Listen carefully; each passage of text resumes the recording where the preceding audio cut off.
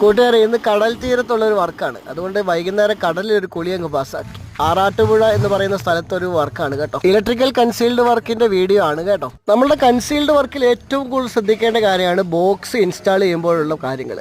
Pipe വരുന്ന ഭാഗവും അതിൻ്റെ ആ പൈപ്പ് വന്ന് കയറുന്ന ഭാഗമുണ്ടല്ലോ, അത് കൃത്യമായിട്ട് ഉറപ്പിക്കണം. പിന്നെ ഒരൊറ്റ പൈപ്പിൽ പോലും ബെൻഡ് ഞങ്ങൾ ഉപയോഗിക്കാറില്ല. ബെൻഡ് അടിച്ച് തന്നെ അതുപോലെ ബെൻഡ് അടിച്ച് വൃത്തിയായിട്ട് ഞങ്ങൾ ഉപയോഗിക്കും.